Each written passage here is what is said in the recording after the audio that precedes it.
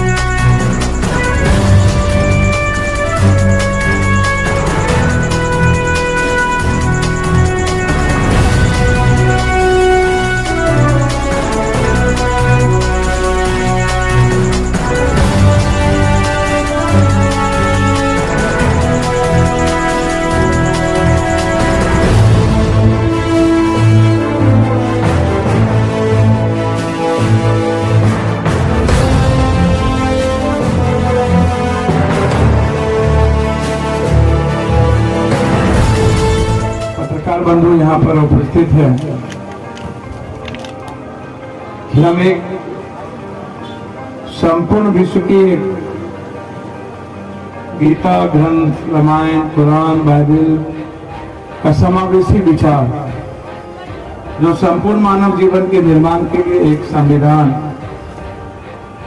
का निर्माण, विभिन्न विचार, विभिन्न जाति, विभिन्न लिंग, भाषा, बच्चों को रोक के बात करनी, विभिन्न लिंग, भाषा, क्षेत्र, सबके विचारों का सम्मान, सभी वर्ग समूह अत्यंत निर्धन और समाज निर्माण में जिनकी अपनी अपनी भूमिका है, सबके समान का कंप्लीट रूप से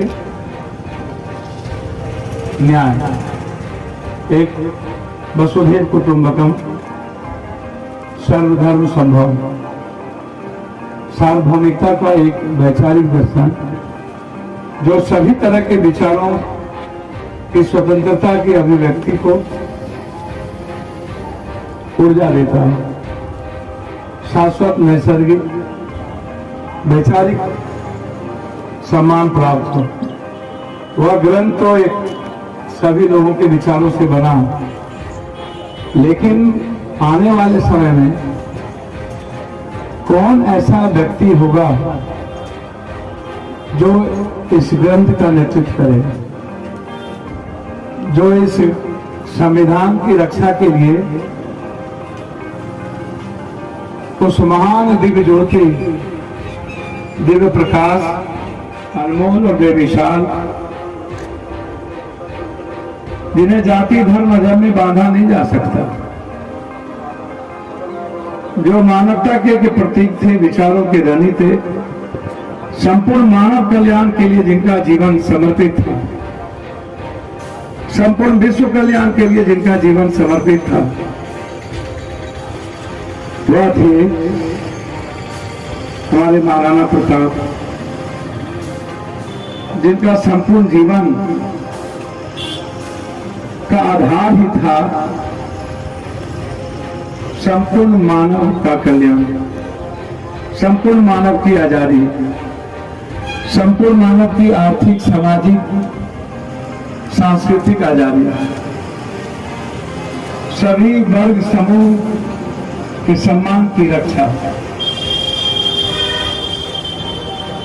आप कभी कभी उनका एक लाइन, उनकी लड़ाई अकबर से थी, लेकिन कभी हिंदू मुसलमान उन्होंने नहीं किया। अकबर के लिए लड़ने वाले योद्धा यदि मानसिंह थे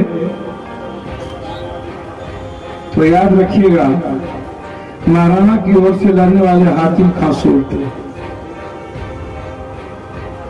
जो लोग यहाँ बैठे हैं उन्हें याद रख लेना पड़ेगा कि क्या मेरा आचरण, मेरा चरित्र, मेरा चिंतन, हम सबका जो विचार है, क्या वो महाराणा प्रताप के आचरण और उसके विचारों से मिलता है? क्या हमारा जो जीवन का जो पथ है, क्या हम एक मानव जीवन के लिए हमारा जीवन समर्पित है?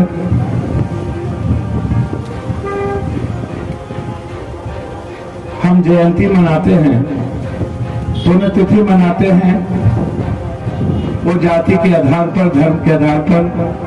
यह देश भगवान को भी जाति धर्म के आधार पर बांट दिया। इस देश के लोगों ने,